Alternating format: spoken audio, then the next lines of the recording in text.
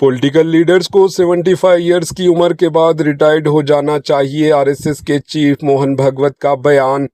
राष्ट्रीय स्वयंसेवक संघ आरएसएस के सरबराह मोहन भागवत ने कहा है कि 75 इयर्स की उम्र के बाद सियासी कायदीन को रिटायरमेंट हो जाना चाहिए और दूसरों के लिए रास्ता छोड़ देना चाहिए। इनका ये बयान प्राइम मिनिस्टर नरेंद्र मोदी पर सियासी हलकों में बहस का सबब बन गया है, जो सितंबर में 75 इयर्स के हो रहे हैं।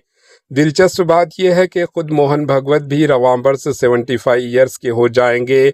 मोहन भागवत 9 जुलाई को नागपुर में आरएसएस के नजरिए साज मरहूम मोरपंत पंगले पर मबनी किताब Morpant Pangle the article of Hind research की रस्म रूनुमाई के मौके पर खिताब कर रहे थे।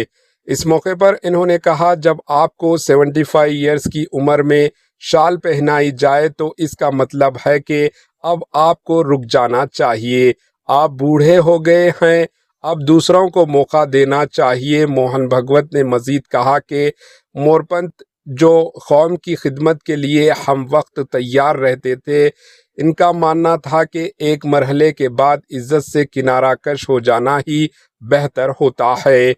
आरएसएस के सरबराह मोहन भागवत ने इस बयान को अपोजिशन पार्टीज ने प्राइम मिनिस्टर नरेंद्र मोदी के हवाले से सवाल उठाने के लिए इस्तेमाल करना शुरू कर दिया है, क्योंकि भारतीय जनता पार्टी बीजेपी के अंदर 75 इयर्स की उम्र को गैर रस्मी रिटायरमेंट की हद माना जाता रहा है। Bureau report, AHN news. 75 वर्ष की साल जब उड़ी जाती है तो उसका अर्थ ये होता है कि अब आपकी आयु हो गई, अब जरा बाजू हमको करने।